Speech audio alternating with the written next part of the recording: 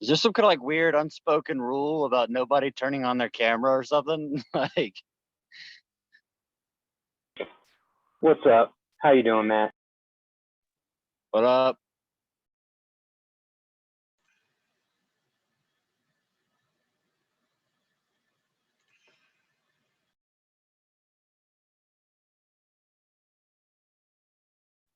Ask and Like, you shall receive.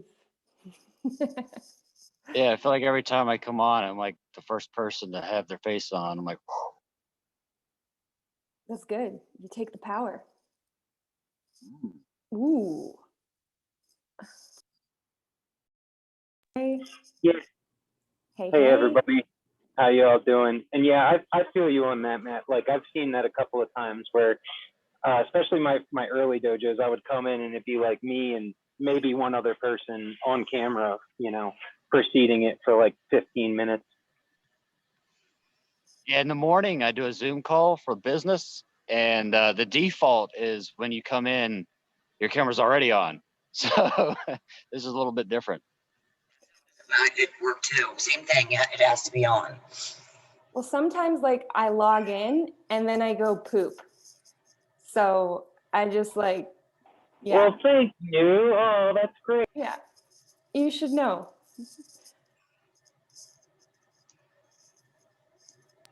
All right, I got 1 minute left before we start, everybody. Just kind of giving you an informal greeting here. If you have anything to say before we start, feel free. Before I mute all, I haven't even checked. Do I have host? I think I do, right, Melanie? Yeah, you have it. Okay, cool. Thank you so much.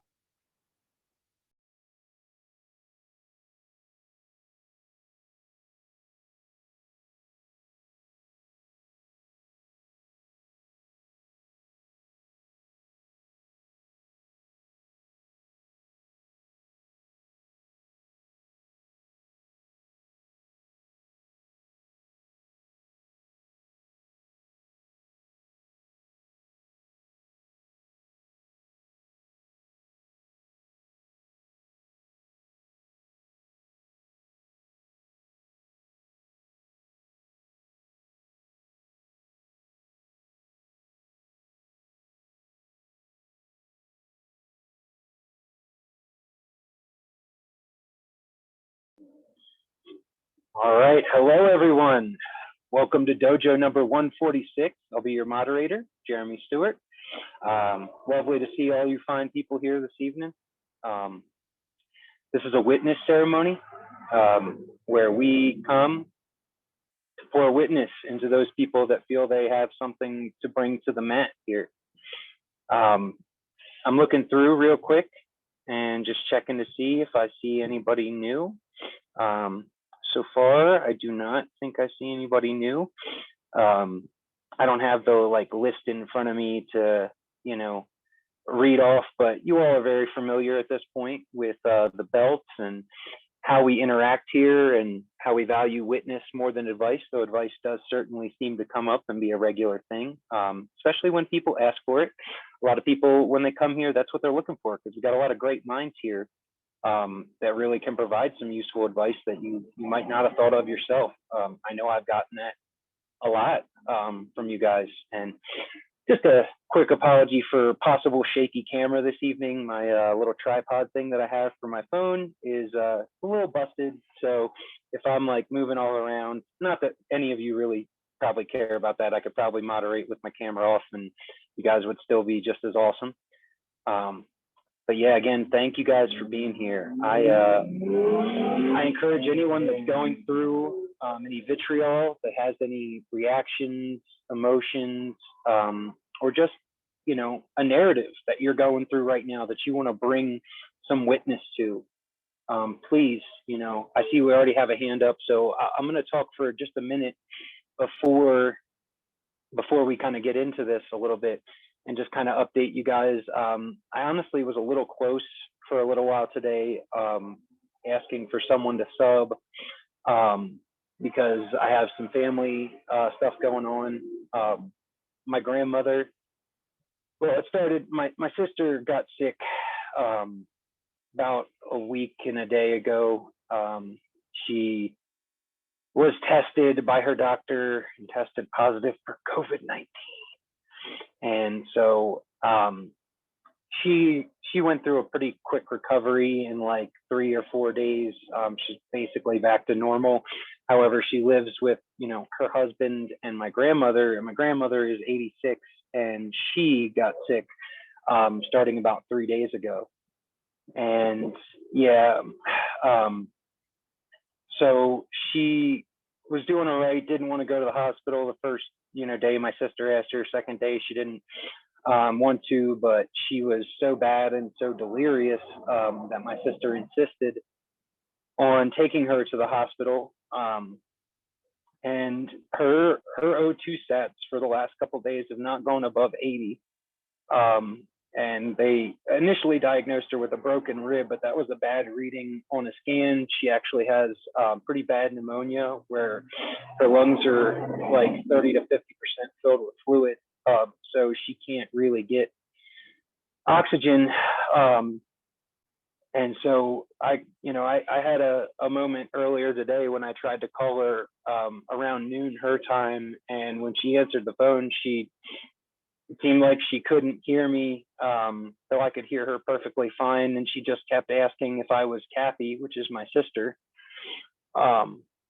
And yeah, it was not pleasant. I got a hold of her a few hours later on a 3-way call with my sister, and she was present enough to know who I was, which was good, because the day before she was not. She just kept saying that she didn't want to be in pain anymore and she wanted to see Jesus.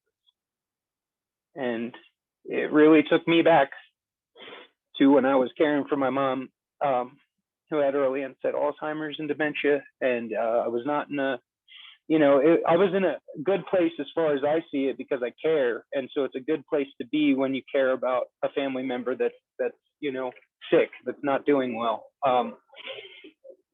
But, like I said, got a hold of her earlier, and she was able to recognize who I was, had a good conversation with her. She even was a little curmudgeon-y, so that gave me hope. There was a little bit of that fire where, I had said to her that I might want to come back and visit her, and that I'd be willing to fly out and come visit her. And she said, well, don't even bother. They won't even let you come in and visit. You'll just have to look at me through the glass.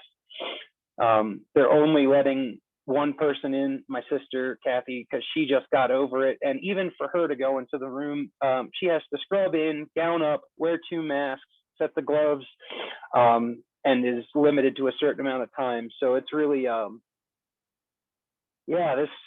don't need to tell any of you or talk to you about how this medical system is fucked. So I just kind of wanted to update you guys and really give you an update on what's going on, why I was thinking about possibly not moderating today. But I think if there's anywhere I wanted to bring this witness or bring this story of my life, it was here with you guys. So thank you all for being here for me. I know I can feel a lot of love and affection and good thoughts and prayers for my grandmother. I affectionately have always called Gammy. So just keep her in your thoughts. I think she'll pull through. I know a little bit about pneumonia and know that the recovery time, especially as you age, is a while. So we're not out of the woods yet, but I do think she'll pull through. And I think we'll be the stronger for it. But yeah, thank you guys. Really appreciate it. And thank you to Ava for already having your hand raised. I'll go ahead and let you have the floor. Thank you. Thanks, Jer. We'll definitely be thinking of your Gammy. Is that what you said, Gammy? Yeah, I see you nodding. Yeah. And I just want to hold space for you right now and just ask if anyone just has any words that are coming to them that they want to say to you. I know I saw hearts go up anyways, right? You see the hearts go up. I could, yeah? no, Okay. I was just saying I could see and feel them. So thank you. I appreciate the space because I could definitely use it. Okay, well, I've been trying to share this since Nicholas's dojo, but but I'm actually happy I had a couple more days to sit with it and like let it deepen. But then like I've also been stalking this for like 3 months. So you guys can bring me boards on this, you can bring me insights or just witness, because like it has a couple layers to it. And ironically, it's like me sharing why I can't share here anymore. And when I start at like the surface layer, the surface vitriol is like not the real vitriol, but I feel like I just need to say it just so I've spoken it. But I know for me, it's not the root, which I want to get to. But the surface vitriol it's a little bit about monetization and the fact that the dojo for me doesn't have a high enough paywall. And that's my monetization beef that had come up for me. And, you know, when dojoearth.org started, I was very excited. And when James put up that $150 fee to get into the dojo, I paid it right away. I paid it so fast and was excited that there was that paywall. And maybe I thought it should have been higher. I don't know. That's just, I love privacy. I love the exclusivity. I loved that aspect of it. But then he refunded my money and he said he was retuning the model, and which we all know now is more of a pay what you will, which I also understand his philosophy on that. And I think from his perspective, helping more people and getting more people into it. But my vitriol is that it feels so public now. And I know that's not my root vitriol, but like that surface vitriol is like, I just go to the library, and I guess when I click the library now, I just see these moments of shame I went through and embarrassment and real intimate details about my life. And I recognize that they're all just stuck in that library. And I don't have any control, and I can feel my victim coming up. But this is ultimately like the biggest fucking lesson for me. And if anything, the most important thing I'm going to take from this dojo is that I had to finally learn boundaries. And so I feel like the format, these boundaries that I'm learning will not let me share here because the format doesn't line up with me right now. And I understand it's all a cycle, right? Like some people are in here right now and they've really accepted the lack of privacy on the internet, and they're like, fuck it all, it doesn't matter. They maybe have a sovereignty I don't have, a strength I don't have, or it's just that I've always been on this exhibitionist kind of like, I love divulging everything, I love it. And that's where I've been my whole life. And it's like, I need to learn this other lesson about privacy and about boundaries. And this is just like so powerful for me. So I can't have anything but gratitude for the dojo in getting me there. But it does just feel so public for me. And there's other things happening in my world in terms of like COVID and Corona is making me really investigate, you know, public clubs, public company, private company, public self, private self. And I feel like an adolescent, I feel like I have not learned to take control of my digital privacy. And that, you know, I was thrown into Facebook quite young and all the socials and giving my information out everywhere essentially, and just being really comfortable with it. And now there's this feeling in me of like, I want to grow up a little. I want to know what it is to take charge of my digital privacy. And so this is just like, this is all tied, but I think the root of it for me is boundaries, and that I feel like I shared a lot here, and it alchemized things. It helped me with so much, but I was really just craving the witness. Like, I don't know that I was craving to have my recordings and those moments on a website for all time. Like, I think I just wanted the witness, but at the same time, like, there's a power to other people watching. I get that. It can charge things, but now I have more experiences in my life where I'm getting one-on-one witness or in-person witness in groups in Calgary, or even other Zooms I've had with like a Canadian escape group. And it is like, because it's not recorded, I'm feeling a little bit safer to share. But however, I think that's going to change too. Actually, when I get down to the root of this, it's like, I understand Zoom. Zoom is like I did a video like 4 years ago called "The Internet Has No Delete Button," and once it's on Zoom and we're all here, it's recorded and copied and copied and copied and copied on the internet everywhere. Like, I get that there's no essential privacy when you're doing this anyways, even if we ourselves aren't recording it. So yeah, I wanted to be uncomfortable. That's why I came here. And now I guess there's just a new boundary. It's just a new boundary I get to feel and be with.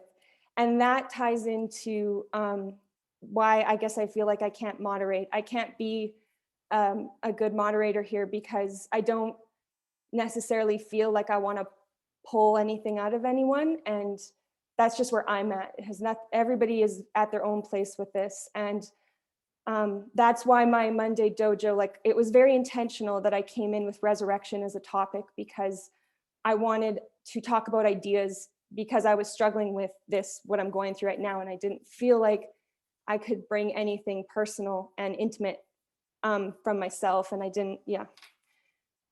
So I feel like that is all of it. And I don't know if I'll be attending dojos anymore. I don't know where it's going to sit for me. I feel like I have to let this really brew to alchemize the boundary that I've built.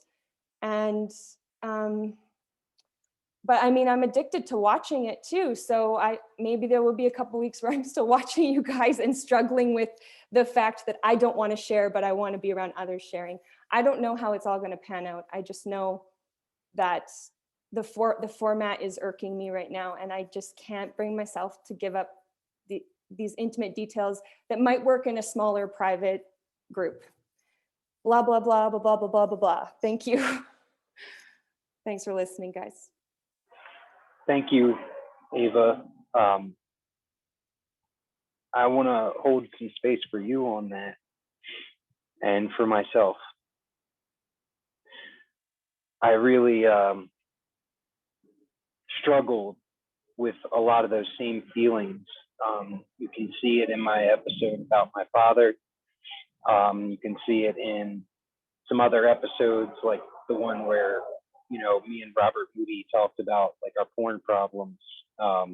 You can see it in, just last week, or it might have even been earlier this week, where I told everyone that like there was an element of shame for me that I didn't want to bring up here. And I think a lot of what you're talking about has precisely to do with why I haven't brought it up. For me, it was always a little bit more of a gut feeling, less of a like, I didn't really take all the pieces like you did about the paywall and how much and how easy it is to, to get access now. I never really put those details into, my exact calculations. It was more of just a gut feeling of like, just asking myself, do I want to share that here or not? Is that internal alchemy or external alchemy?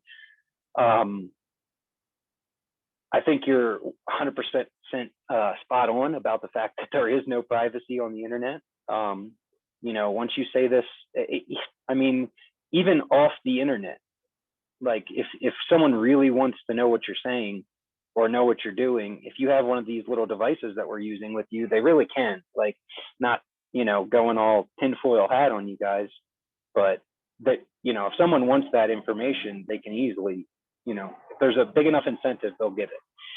I shouldn't say they there, but I want to know if anybody has any open witness for Ava. Feel free to just take the floor. Yeah, one thing that came to my mind immediately was that you've already had this thought and you're here now. Like, if you had the thought and you didn't want to be here anymore, you would not be here. You felt like you had to be here and talk about it to determine whether or not to be here again. Here, So I don't know. I feel like there's a little bit of a conundrum there where it's like, well, you're still here and you're talking about it. So you're already at peace with how you felt about it, maybe, because you're here and you're talking about it here. I think I kind of felt like maybe I've brainwashed myself to believe that if I didn't bring it here and say it, that I was robbing the dojo, because so many people left and then got called out for not bringing it and saying their piece. And I did bring it up in a moderator meeting on Tuesday, very briefly, like the 10-second version of this. And again, I felt like, well, shit, if I've said it there, I really need to get the electricity to say it here.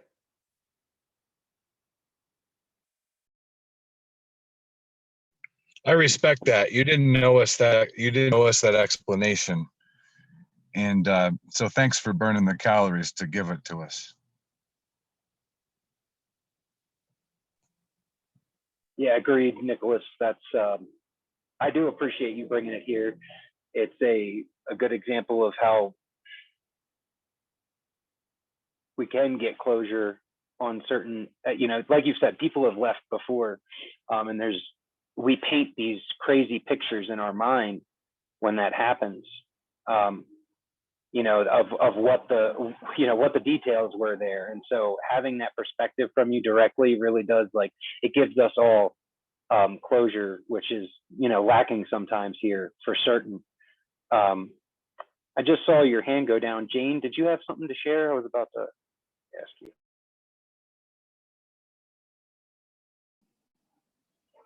Hey, can you hear me? Are you able to hear me? Okay. I was going to share about that mass shooting in South Carolina. It affected me personally. And if anybody wants to hear about it, I'll tell you how it affected me.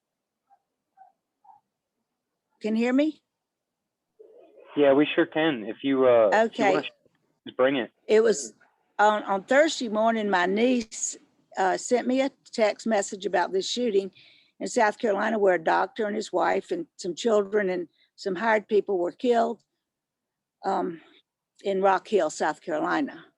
And she said, I want to let you know because this was a college friend of yours. And so turned out it was. But here's the thing. I consider it a false flag and I just don't know how to deal with it.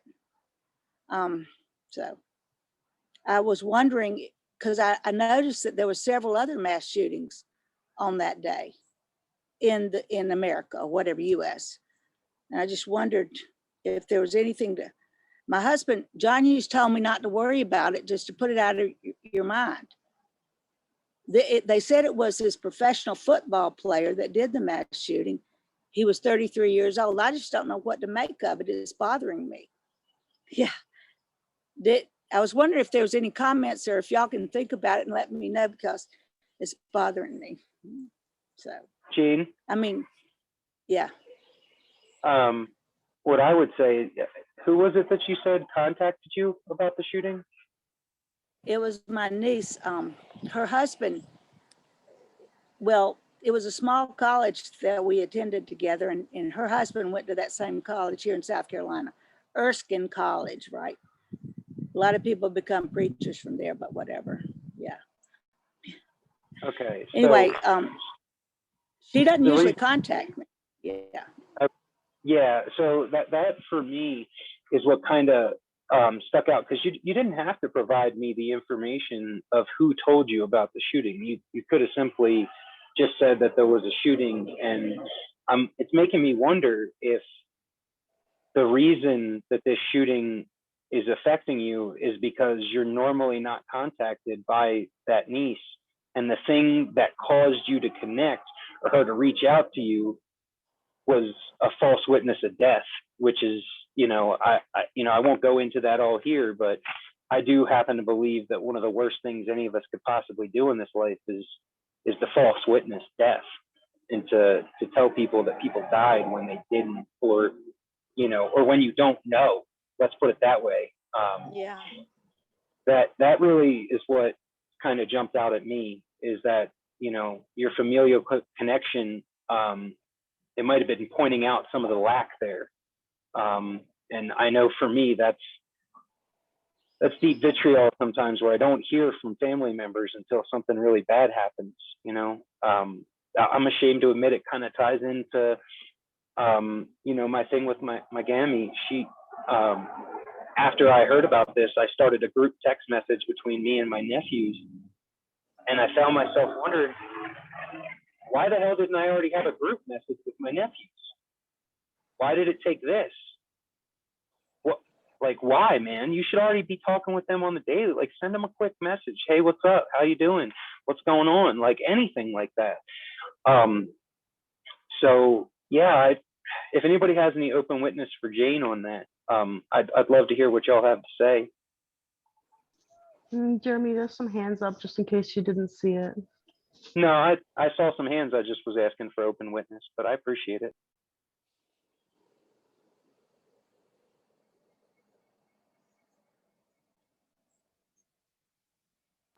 All right, if no one has anything for her, then yeah, go ahead, Andrea.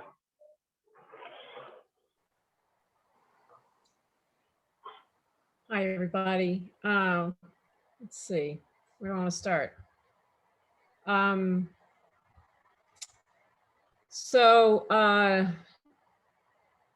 Jeremy, I just, wow, it's just so strange that you just get out west and then you have this family situation, and you know, you just got to wonder, right? Anyway, really be thinking about you. It's a challenge for sure. And Jane, I just, you know these, these folks that that were killed, and it's just, it's of course it's going to bother you, you know. There's a lot of layers to it for sure. But and Ava, I kind of have my hand up for you because I remember when you talked about the privacy thing. It's been months ago, I think you mentioned it. And something that came to mind, I didn't mention at the time, but I remember going to a, I don't know, middle school, elementary school parents meeting or something. And one of the things the principal said to the kids was that anything online is public and permanent. And that was, 15 years ago or something like that. And it wasn't that hard for me to, because I'm kind of like a privacy freak anyway. And, tell me something, I'll never tell anybody else. And, that's all really important to me. Yet, as you're saying that, I can't imagine what it's, but to grow up with such comfort with, I struggle with not being real comfortable with the technology and all that. But one of the advantages of that is that I don't have that trust. But I remember telling my kids, public and permanent, I remember repeating what that principal had said, just as a reminder that, yeah, be happy, whatever, do all these things, but it is public and permanent. And so I don't know, the word trust just came up, that trusting in the technology, not trusting it, trusting the dojo, not trusting it, trusting different people. I don't know.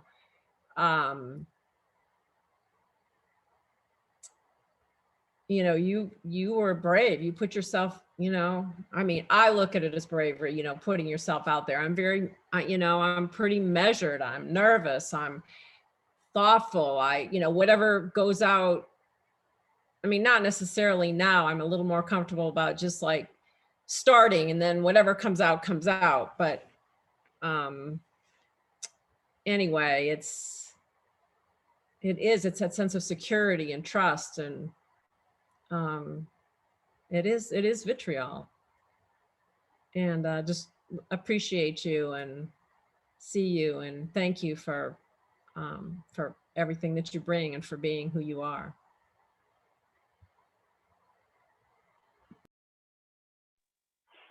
Thank you, Andrea. I think you speak for a lot of us.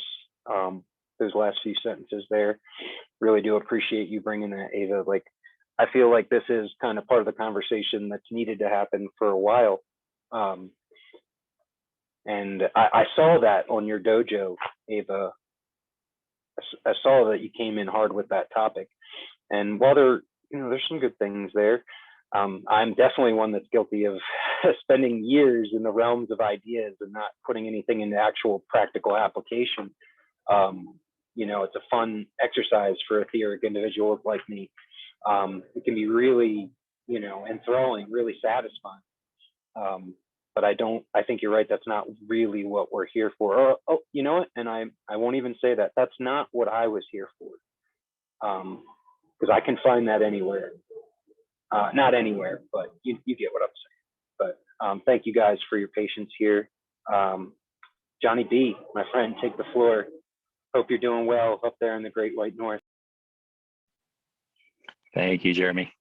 It's not white anymore, so it's pretty green. Ava. It's, yeah, I 100% feel what you feel. I was listening to the dojos a lot before I spoke up, and even now it's a lot of times I don't have the camera on. Sometimes I'm busy, but other times it's just, I've always been privacy oriented. I got rid of Facebook like 4 years ago, and I was actually thinking of getting back on it just to keep in touch with some of you guys. So I'm very glad Dojo Earth was launched.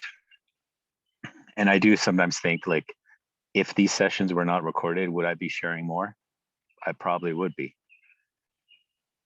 So, but then, like, I felt your story when you shared last year with your pregnancy, and I don't know. I mean, if it wasn't recorded, would I think of you differently? Or, it's kind of, or if I miss a dojo and I don't know what someone like Anna's share, what she went through recently, that was beautiful, but I missed that dojo. So in ways I'm glad, but I don't know. I've been thinking of, like, should there be a time limit, like 2-3 months, and then it gets scrubbed? I don't know. I don't run the dojo. But the thing that made me speak finally is, it's not just everything on the internet's recorded. I always had apprehensions to using Zoom or any other video chat. So the fact that I'm on here is actually a blessing. But I view it that we're all source, we're all connected, and everything we do without the internet is being recorded. It's being stored in the ether. It's being stored in our bones. So that's kind of, I always was shy growing up through my high school years, and I was always into privacy big time and always skeptical of the government. And when the whole mask thing came out, I was thinking for a solid week, should I just wear a mask? Facial recognition won't track me. I don't have a presence on the internet. I've been careful the last 4 years. You type in my name, you get a doctor out in Maryland who has the same name as me. I don't have any trace. I don't share shit on Instagram. I don't use my real name with a lot of stuff. So, and I know once you do, it's so hard to scrub. So I feel you. I don't know. All I can say is I understand where you're coming from, and yeah, thank you for sharing. Thank you, Johnny. I appreciate that you are here, private person that you are. Really value your witness. Really value your stuff on the homesteading page, which I'm planning on getting more involved in here. It's making me think about the upcoming weeks as we're setting up this homestead, like, working on getting out there this next week to plant, and the practicalities of me getting out to town for a dojo. I might be calling in for a sub. If someone's willing to do that, please email me or Melanie. But thank you, Johnny. Ava, that was relevant right to you, and I see you have your hand up, so please take the floor. Yeah, I guess I just wanted to add that it's not really about fear so much as me practicing boundaries. I know Guy is writing a lot about fear in the chat and safe spaces for retards, and it's like, I'm just talking about me. This doesn't need to be applied to everyone in here. Everyone is on a totally different lesson than each other. And this is for me just about boundaries. And there's people, I guess it's me just looking at other examples I want to learn from. There's people in here who haven't shared much intimate details or, really shameful moments at all. And I don't feel any less connected to them. I still value their witness. I feel their witness. And so I'm just wondering, well, can I be that person that comes into these situations and maybe has better restraint, maybe isn't so guided by my emotions and just sharing everything? And so this is a lesson for me about boundaries and restraint, and just, playing with a totally different way of interacting with, I guess, the internet and technology. But that's going to be a much longer, bigger lesson, because that's a big can of worms. But I mean, the topic is very fascinating to me, this notion of digital privacy, and can it be something that we learn? That could be, what's coming next, is the ability to have a bit more say in how we handle the digital world.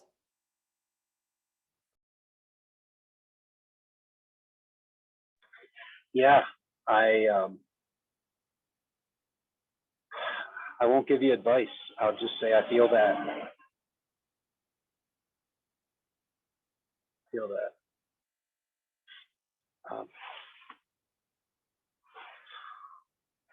No, I see you have your hand up, my friend. Go ahead, take the floor. Has your hand been up for a while? It's a different color hand on my screen. Maybe Jeremy can't see it. Yeah, my hand's been up for a very long time. Yeah. Sorry, Jeremy. I don't think you can see it. I know you would have gone there. No, I can see it. It just was at the end of the list for me. So I guess maybe it's putting new hands in front of you. So I'm sorry about that, Elizabeth. That's okay. Go ahead. I'll lower it now and I'll try to make it a different color. But this is for Ava and for all of us. I totally get what you're saying, because I did share some very, very personal stuff. But I also was able to release by doing that share. And what it reminds me of, and Johnny kind of touched on this a lot, but when I was very young, can you guys hear me okay? Yeah. When I was very young, I learned the phrase, think as though every thought you have is written upon the sky, for so it is. And that's a really important statement, because it is. Every thought we have is in the ether. It's all around us. We can't hide. However, I do know, you don't really want the whole world to know your most private pain and shame, especially the shame I carried. But this has healed me, and maybe others listening to our recordings may also get some release from it, which is the idea of the dojo. We get triggered, we stalk our triggers, and we start to see ourselves for real. So yeah, I drafted The World Didn't See What I Had to Say, but I'm glad I did it. And I am who I am, and you're right. But Ava, I think you catapulted me into being able to do that with your own share. So when you gave that share, it was like the most freeing moment for me to understand the depth of this dojo. So I bless you for it, for what you've given, and I hope you come back and do whatever it is that you need to do. But the shares here are the magic of dojo. And yeah, it's painful. But the electricity, I've been born again, and I'm 68 years old, and I'm running around, and I'm walking and doing my yoga and doing my headstand and just feeling alive and well. And despite how I look, it's okay. It's like a whole new world for me. So that's what I want to share about why this dojo. I still will be here. And yeah, I understand. I get it. But just remember, it is already in the ether. There is no privacy. And I love who you are, Ava. Thank you. Thank you, Elizabeth. And you just cracked something open for me where I'm just seeing this other layer of maybe this is just me wanting more control. And I'm like going to have my own creative thing that unfolds from this, and that I'm maybe not a participant so much as like I'm creating films, or I'm getting back to my video editing, or it's something that I just have the final say of where that ends up. Like maybe it's just a creative urge I'm having as well. And so it's being called to, like, for me to take action. Thanks, Elizabeth. Yeah, thank you, Elizabeth, and thank you, Ava. This whole conversation is really calling to mind, take a page out of Ava's book about, it just reminded me of being in church, and I think it's actually, I won't misquote a verse, but there's quite a bit in the Bible about sharing your sins, like, it's where the Catholic tradition of confession comes from, which I'm not particularly super fond of doing it to an authority, but I think that there is a huge power in bringing your faults to other people, ones that you could keep secret. And if there is an account at the end of your days for the things you did wrong, but you didn't share, you didn't help others alchemize, I want to be on the right side of that. I mean, and I'm not saying I know that. I'm not saying that's the case. I'm not saying any of you even have to respect that in the least. But I do find a power in sharing the so-called worst parts of me, the parts of me that are just linked with shame and regret and all these things that can keep you back. And maybe some of them are healthy things to keep you back, like you said, establishing boundaries. Like I'm not saying spill it all right now, that's for each of us to decide. As you so succinctly put it, we're all on a different path here, and I think we're all here. While there may be some crossover and some similarities, we are here for different reasons and for different things. So thank you for this conversation, and I believe Gnome is next, unless it mixed up Drunk Yard Dog and Gnome. Gnome, go ahead, my friend.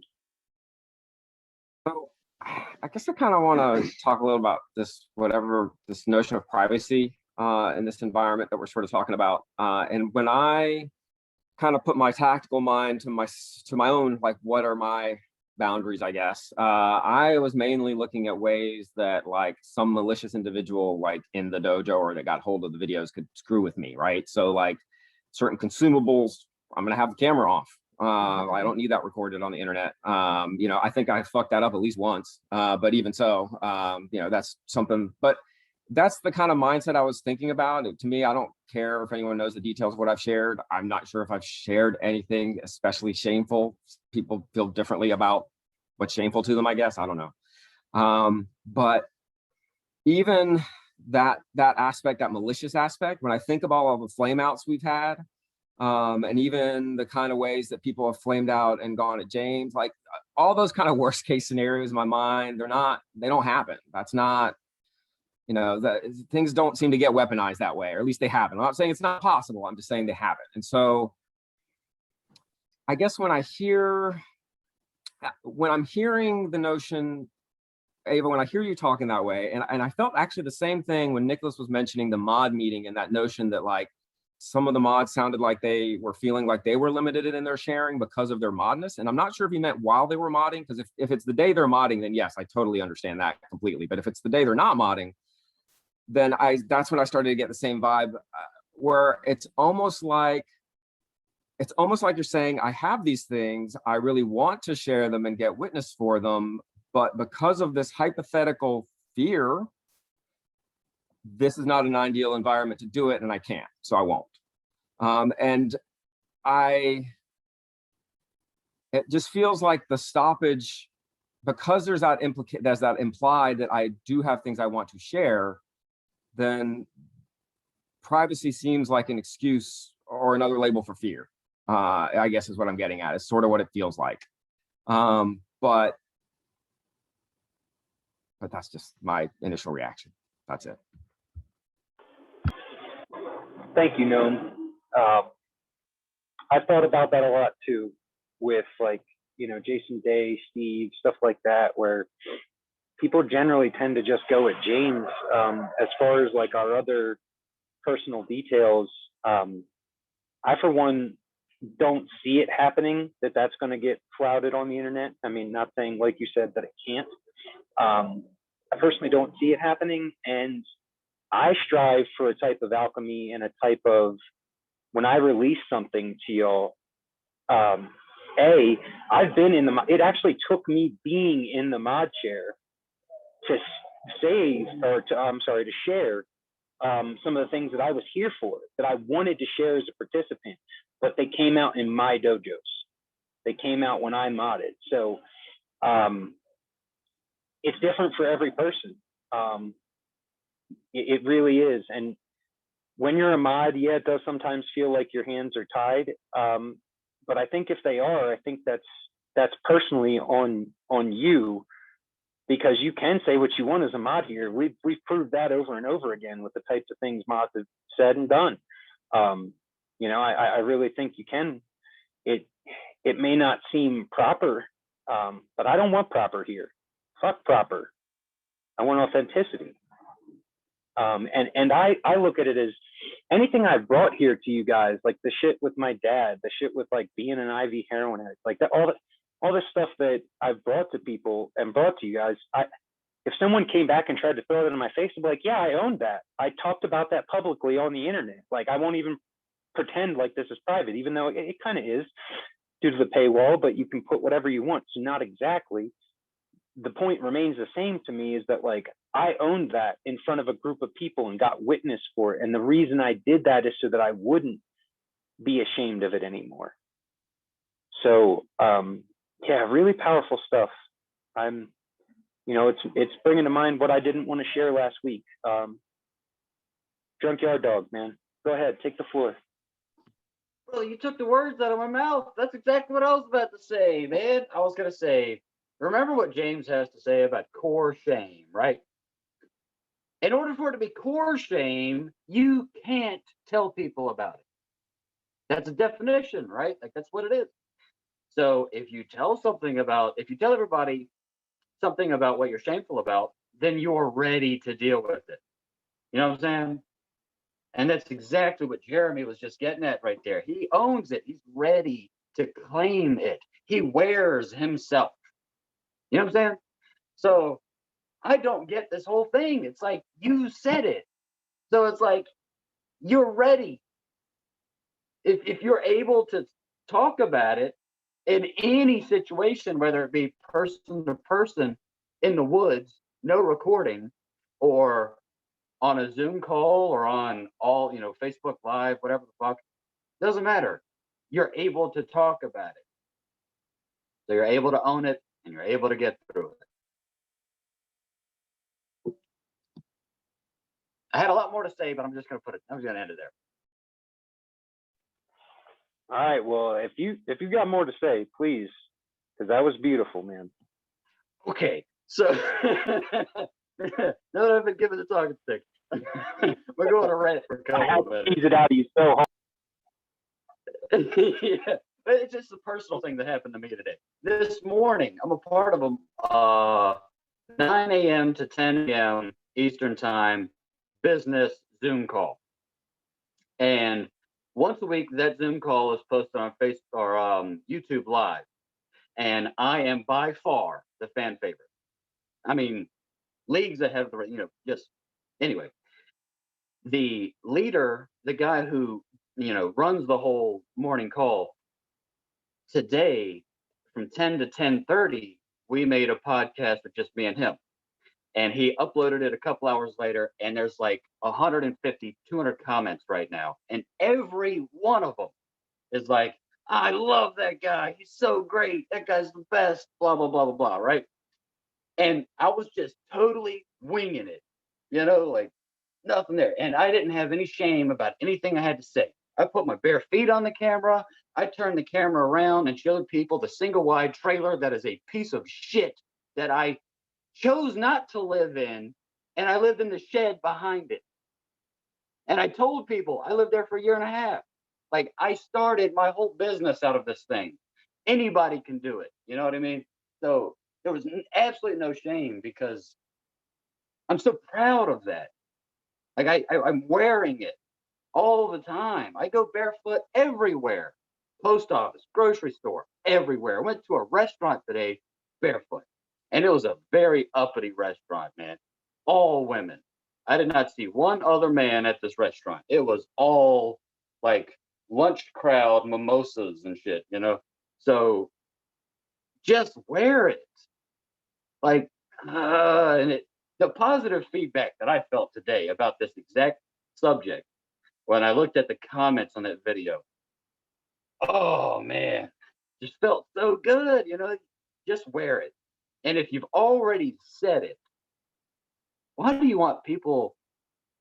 It's like when Abel was talking about the paywall, it's like you feel like other people have to pay in order to see what you struggled to be shameful with. It's like you already said it, though. It's just like you're already ready to go. You're geared up. Yeah, that's what I had to say. Thank you, Matt.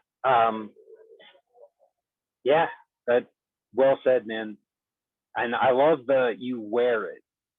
I've talked with a few people about how in Gaelic, the same way you would say I wear an old suit of clothes is the same way you say I'm wearing my body.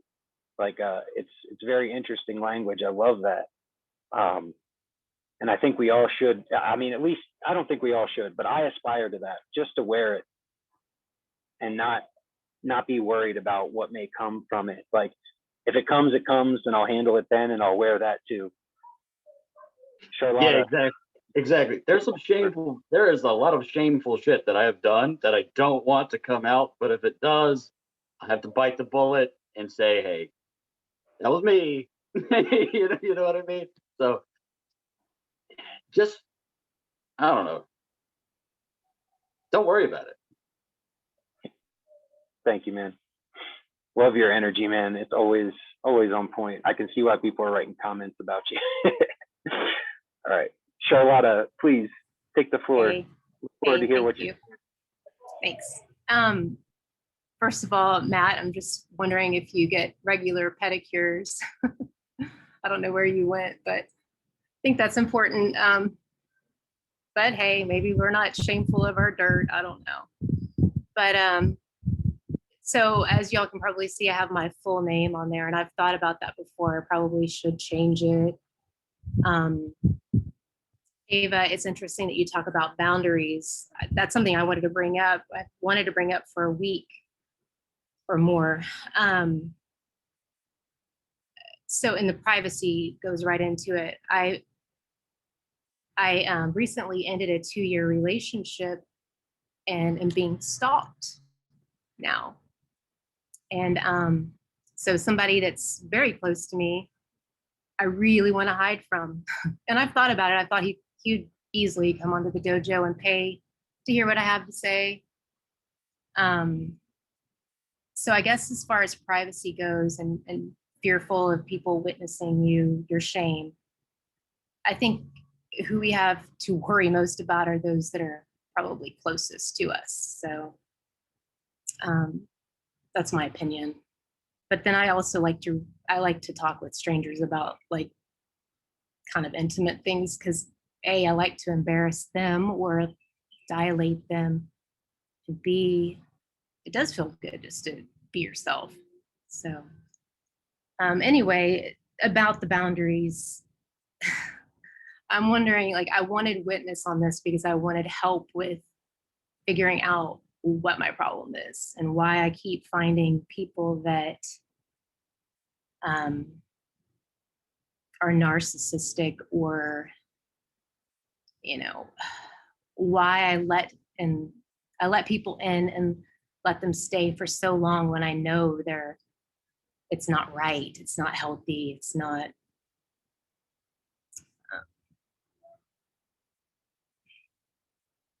just not right. So with Anna, we were talking about boundaries with her too. I wasn't there, but I did go back and watch it, and I thought, I mean, that's me. Like, I will speak my mind. I have no problem telling somebody exactly what I think, but that's not necessarily a boundary. Boundaries is, I think mine comes from wanting to be compassionate and wanting to accept and wanting to give the benefit of the doubt and hoping for the best in people, expecting the best, thinking I have a loving heart, it should be reciprocated, and then getting taken advantage of. At least I think. Maybe it's not. Maybe it's all in my head. Maybe there's something wrong with me. I don't know. Maybe I'm not compassionate. Maybe I'm anyway. I don't know what else to say, really. Thank you, Charlotta. Thanks. If anybody has any open witness for her, feel free. But I get a lot of that same type of deal about interacting with strangers and saying things that are a little more intimate. I actually find it easier to me to talk to strangers about more intimate details. I used to think it was odd, but then really the prana economy, that's really what comes to mind when I think of that. Is I don't have an established prana economy with this person where I'm hiding something, where I'm shrinking away. And so this random person, like, I can unload on them. And honestly, I feel like that's some of the times I've made the biggest impact ever in my life. Someone I barely know, and I just real uncut with them. And yeah, that I don't know. I don't know what to say either on the end. So that's all I have to say about that. Just to use a DMAC quote, which I'm happy to see you here, brother. Glad to have you back. Jeremy, when you said prana economies, it got me thinking. When Charlotta, when you said you don't know why you stay so long in that situation before you take action or whatever to change it, we talk a lot about those prana economies here, and I don't know what that would be, but when you talk about it lasting longer than it should, in a sense that there's some sort of energetic economy that's been created there, and you're maybe not seeing the part that's satiating you, that's making it draw out longer. Right? But there's probably something there in that economy that's been created. And that was it. Prana economy is literally the word that was coming to my mind when Darren was saying it. So.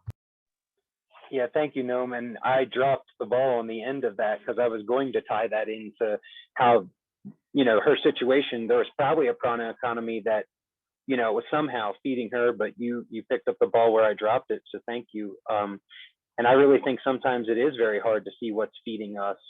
When you get caught in something stale or stagnant or looked on as unhealthy. And as much as we might want to call it unhealthy, there is a reason for it. And sometimes it's hard to find out, but I just encourage you to share if you have anything else that's coming to mind from it, or just to think on it, really just consider what was it that you are getting, or that you were getting, and what you are getting out of those long-term established connections that you don't feel are feeding you at the moment. So thank you.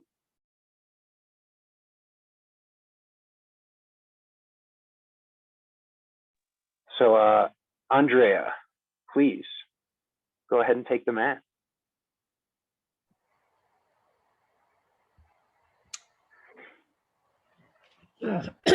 Charlotte, got me speechless. Thank you for sharing. Tough stuff. And thank you. And I wanted to a follow up about what Drunkyard said about wearing it, because in Esoteric Journey, the assignment for next week is to come up with a character, and you can do whatever you want. You can write a resume, you can do whatever you want to come up with this character. And I've decided to dress my character. And we're talking about shame and I don't know. I don't have as much shame necessarily about, I don't know, things I've done. Maybe I'm just like a little bit older and I've forgotten a lot of those things, but now it's the shadow, my shadow parts that are just still in the shadow. So anyway, I'm going to wear Thursday night, I'm going to wear, and so I'm gradually assembling. I mean, I know exactly the character, because it's part of me, but to externalize it and to actually wear that character is, I haven't done it yet. I haven't assembled it yet, and I haven't gone on camera. So anyway, but I'm feeling the wearing of it, and it's powerful.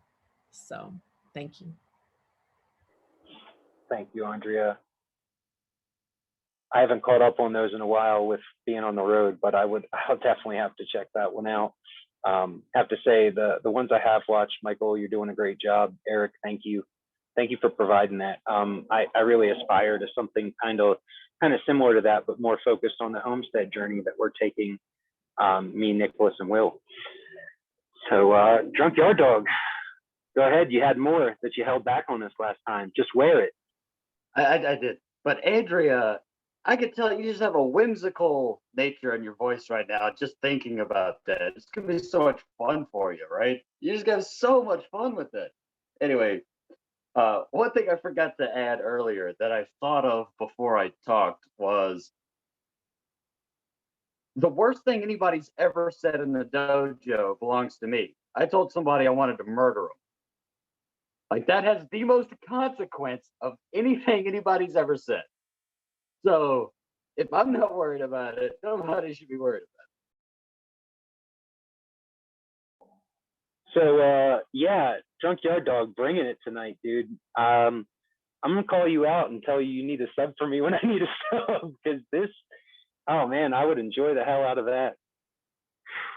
Oh, dude, it was so much fun today on the podcast. It was like 23 minutes with me and the other guy just going back and forth. Man, it was so much fun. It made me want to make my own YouTube channel, dude. It was so much fun because it was all live. Well, it wasn't live, but it was all in one recording, It wasn't like split together. And the only thing that's kept me from doing a YouTube video is thinking like, oh, dude, there's such a big hurdle of having to learn to edit videos and like splice in different shit. And it's like, screw that, dude. I can just make an hour-long video every day, just like what James does, So I don't know if I'm actually going to do it or not, but definitely chew on it, because if you get that channel up and running, or just have the channel that you already did videos on that have been put up live, please feel free to put it in the chat. I would love to check that out. So Debbie, you've been real patient with your hand up for a while. Go ahead and take the floor. But Drunkyard, did you actually murder somebody? Nothing. I'm just kidding. No, but I feel like there could be some legal ramifications if anybody wanted to go that route. I was just kidding. So Charlotta, I just want to say, I hear you. I feel you on that.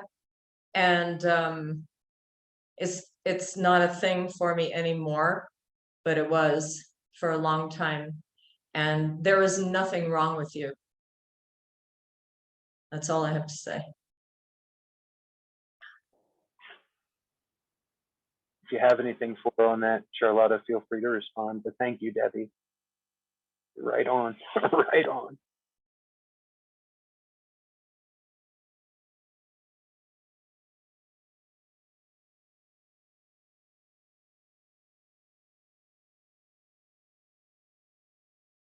So I just had the screenshot what Drunk Yard Dog shared in the chat there, so I can check that out later. So thank you, man. Appreciate you.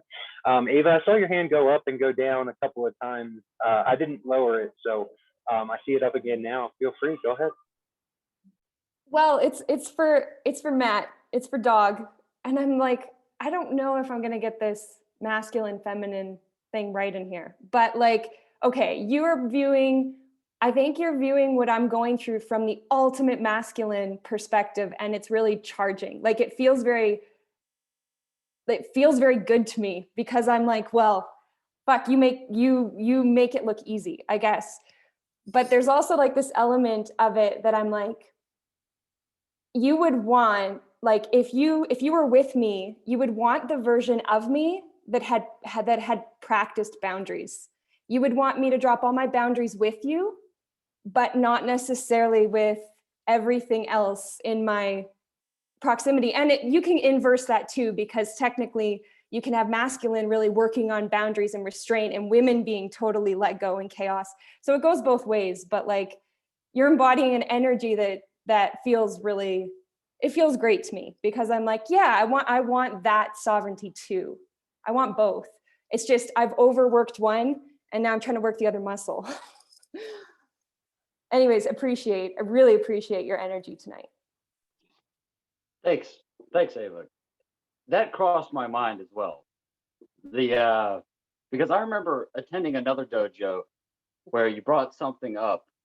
I can't remember what it was. It was right before you went to meet up with Michael and Lorna, and you were feeling alienated, maybe, or like there wasn't enough security or something like that. So the conversation ultimately went to masculine and feminine, right? So that's kind of where my mind went 20, 30 minutes ago or whatever. So it's interesting that you bring that up because that's kind of what I thought of at the same time. Thank you, guys. Really appreciate what you're bringing here this evening. And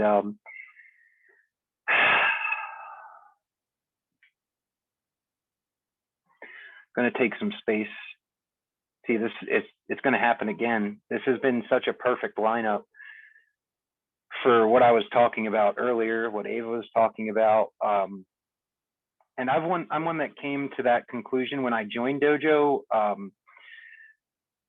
I thought about it for a while. I didn't want to share stuff publicly. And I got to this point, which I came back from a little bit later, but where I was like, fuck it. Everything about me is already known. Somebody wants to figure it out, they can figure it out. If you're good enough at reading my posture and my energy, you could tell anyway. Like, so I might as well just go ahead and share it. So space I want for this evening, or that I'm going to take for this evening.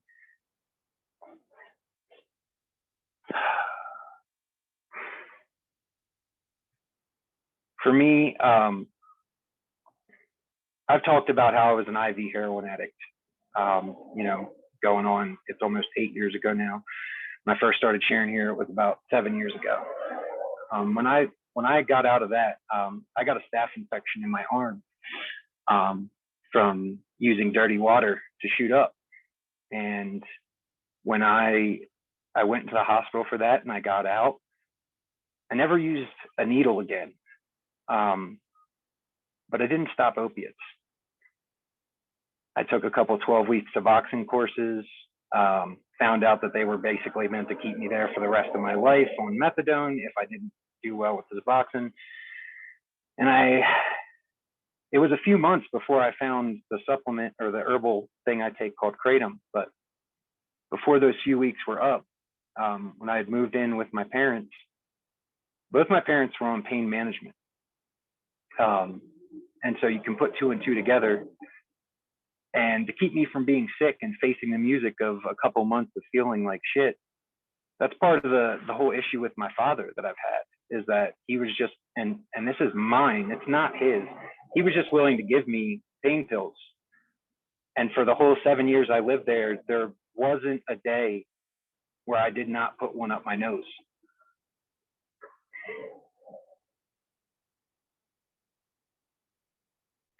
And I was looking into it the whole time as far as just trying to get off it, trying all these little different things. I tried fucking taking like high doses of mushrooms and high doses of amino acids and supplementing with this, supplementing with that. And in the end, I came to a guy called Phoenix Aurelius, beautiful alchemist, does really fucking great work. And I was on his website looking at his kratom tincture because I knew kratom worked for me.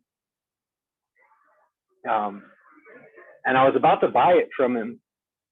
And he told me that, I wish you well on your journey, but I refuse to sell this to you if you're not going to change the people around you and the place you're living. I've sold kratom tincture to too many people that think this is going to be that fucking golden egg, that thing that just fucking makes you better. And he said, really, the reason you got in and are continuing to medicate the way you are has to do with the people you're surrounding yourself with. And the economy, like, he didn't say the word prana economy, but it's basically what he was telling me is that, you know, your established way of living, even if I give you this, which is powerful fucking medicine, don't get me wrong, but even with this powerful medicine, if you don't change your living situation, it's the number one story of addicts all across the nation is that, yeah, they'll get better for the time they're in the program, but as soon as they go back to having to deal with that same stuff and they haven't learned ways of coping with that, with the stresses, with the, you know, just the day to day, you're just going to go right back. It's an established prana economy that until you change the pieces on the board, it's going to play out the same way every time. And so that's what I gave up. That was part of my sovereignty I reclaimed coming out here, was getting away from that prana economy. Because as much as I wanted to, as much as I needed to stop, you know, I had fucking prophetic dreams about it where, you know, I won't even go into all that, but I knew that the only way, like I literally had a dream one night that was just a white light that told me until I changed where I was living, I would not get the freedom I wanted. It's not even that I needed to it. You guys saw me. I modded for you guys. It's not like they were a problem. They weren't affecting they weren't affecting my cognitive function. They weren't affecting my ability to live a life. They weren't affecting my ability to save money, to work hard, to do any of these things. I wanted it though. I wanted that because what it was doing was just roping me in over and over and over again into this prana economy that I had established. I couldn't escape it without changing where I was. I tried one time. I made it 11 days. I made it 11 days without taking any type of, you know, prescription painkiller, street painkiller. I took kratom. And even for 2 of those days, I tried taking none of that at all. And I was sweating bullets. I was fucking throwing up, shitting myself. But I made it 11 days and I gave up. And it's literally just that instant, like that just, I don't even know how to put it, but just that one instant where I was like, I can't do this. And part of coming out here was, well, guess what? You don't have any fucking options now, motherfucker. You brought your kratom with you, except for on my way out here, my dad gave me 3 weeks worth of them. One day, I was talking about my former opiate addiction, which wasn't true because I was still addicted to them. Nicholas has this fucking amazing smell, the sense of fucking smell. And the way I was talking about him, he said, "Are you still taking them?" I said, no. Mm-mm. And I scrambled and found my fucking stash and I threw it in the sagebrush fire that we were having. It was 11 pills. I just find it awesome that the numbers are adding up on all this. And it's been like a week and a half now, and I don't fucking care. Like, it's not even bothering me. It's not even a problem because the prana economy has changed. And I'm still in a new environment with these fucking awesome guys that I'm with that, like, I have time to reset that prana economy of the first week that I was there with them where I was hiding that shit. Thank you all for your witness. There's a whole fucking book worth of shit that I'm sure I could go into with this, and we don't have, we have 15 minutes left. So if anyone has anything for me, like, I encourage you. Like, I did it. It's difficult, but actually I feel so much fucking better. Like, I'm thinking of Elizabeth right now. I'm thinking of, that's what I'm thinking of. If she came in here fucking hot, sharing, and got that shit off her chest, got it off of her heart. I don't even know why I say chest. And I just want to thank you all for your witness, because without your witness, this isn't possible. It's really not. I mean, at least for me, it wasn't, because I struggled for fucking years in that comfort, in that sweet whisper of just like, put it off another day. What's the matter? You've already spent years doing it, right? Right?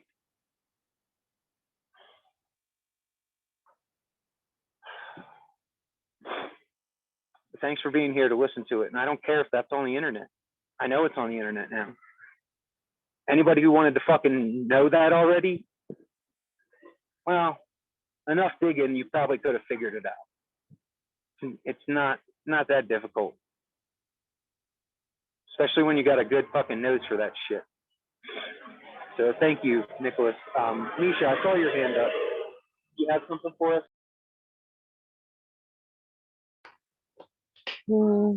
Pardon if you hear the noisy background with the babes. I cannot put into words how I feel. Like, I'm just present with you, and proud, and just my heart is open. That's really great. And I'm just curious, man, like, are you finding your freedom? Are you experiencing the freedom? Because dude, that's amazing. Thank you, Misha. And I am, as much as we had this conversation about, like, James bringing up, not having sovereignty, living with another man, like, kind of being dependent on him and whatever, that's nothing different than what I came from. I was dependent on that. I was just working retail or, like, basic jobs, don't really take much effort other than manual labor. But I was a slave to living there.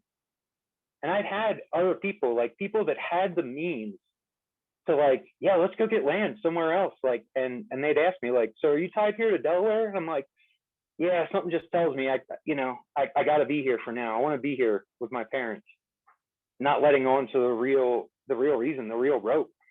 And, like, I was asking for this and driving for this for so long. This dojo, without me even putting that out there, provided the answer. I had the answer before I even knew what I needed. It was here. And I just, I understand where you're coming from, Ava. I really do. And it's good boundary work. It really is. Like, with my share here, I wouldn't even condemn you or think that it was, wrong for you to hold on to that stuff, because it's for you to decide. It really is. It's for you to decide. And I trust your intuition. I trust your sovereignty to figure out what's the right decision for you. I trusted mine to figure out the right answer for me. And I gotta say, my gut didn't lead me wrong here. And this is it actually was kind of difficult, and, like, I was shaky, but it's a beautiful kind of fucking shaky, man. It's beautiful. And the freedom I am finding is the freedom to not be comfortable.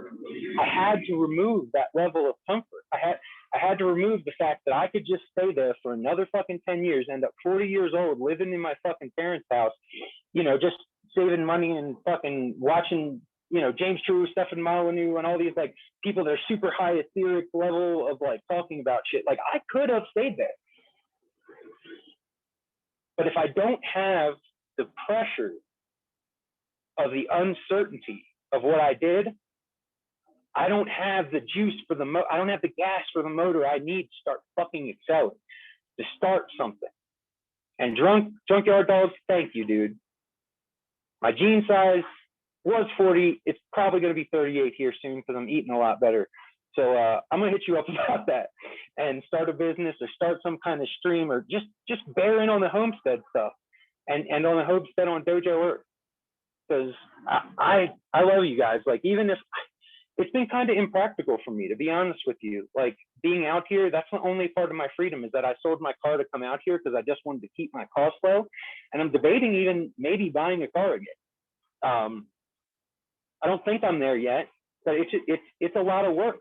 A lot of people that are still living in, you know, where you've got Wi-Fi and readily available internet, you don't understand the calories that goes into coming out here. Like, that's why I made this fucking thing count. Like, I got to. It takes me, you know, anywhere from 20 to 45 minutes, maybe an hour to get somewhere where I have a stable connection for you guys. And then I have to go back. And then all the time I spend thinking and processing all this, it's caloric. And I encourage you guys, like, I really resonate with what James said in some of the early dojos. Like, I don't want dojo to be every day. Like, that's kind of part of the reason I don't show up to every dojo now that I'm a mod, because this is caloric. And I couldn't be fully present with you guys every day. You know, I had that luxury when I was living in comfort in my dad's house, working, you know, bullshit job. Like, I had, because I wasn't really spending any calories on anything else. So I could come up and show up for an hour and a half each day and give you guys like the full witness. But that's the beautiful part of the alchemy of this fucking dojo, is that it's here for me anyway, to make me realize just how much more present and effective I can be. And to stop wasting it, because every moment is sacred. That's why I brought that stuff to you guys here, because this is sacred. I'm not saying anything else isn't, but this is, and I know that there's probably, out of the people here, there's a ton of you that I just spoke to on a level that you've been afraid to talk about stuff like that for a long fucking time. You don't have to be. You set that boundary yourself. Ava, thanks for raising your hand. What do you got for us? I just wanted to say I love you. Just want to say I love you, Jer. And I really, really resonate with that everyday thing. Yeah, it is caloric. Yeah. That's it. Thank you, Ava. And I see all of you in the chat. Like, I don't keep up on the chat as much as I used to, just because I'm modding from a phone. So that's a little bit more difficult than when I have my computer and Wi-Fi and everything. But I do see what you guys are saying. And for once, I won't bitch about the fact that I'm getting a bunch of love and support, you know, because I honestly, that is one thing that I've said over and over again here, is that I want you guys to tell me when I'm fucking up. I want that shit. Nicholas wants that shit. I'm trying to learn that in person now. This is like Dojo level 2, where you're doing it in person on the daily. There's no escape. You know, I encourage you guys to find that in your life. Find people that you can say this hard shit to. Do you finally, Go ahead. do you finally feel like you said enough to warrant that praise? You know? Yeah. Dude, Junkyard Dog, if you don't sub for me, we're gonna have a fucking problem. I'm gonna come get the plane ticket Melanie offered. Fucking come over there. Kick your barefoot ass. No, go ahead, man. Take the floor.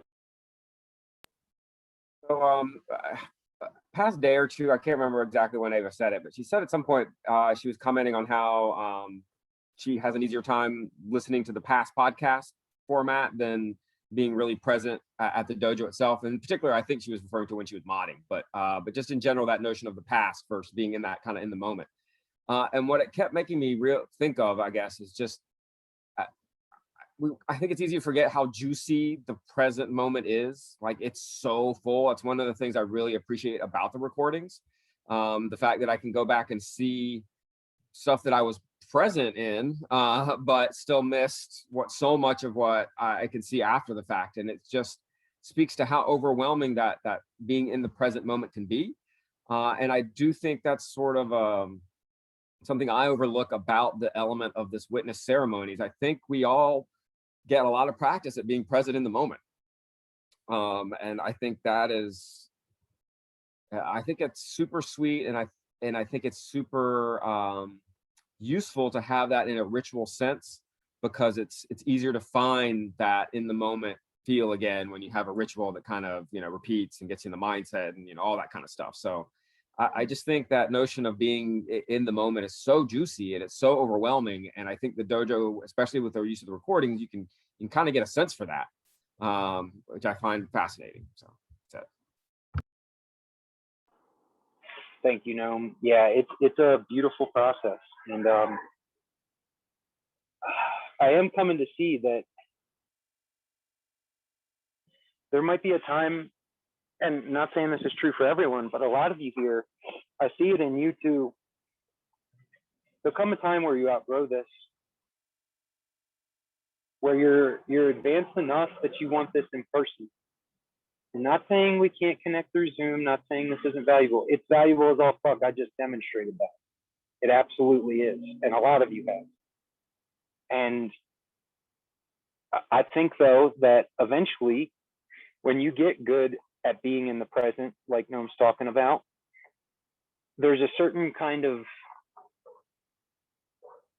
I don't even know how to put it. There's a certain kind of magic about being present with people in real life, there next to someone. Like, I encourage you still, start a campfire, go to a campfire. Just a quick shout out, because it came to my mind.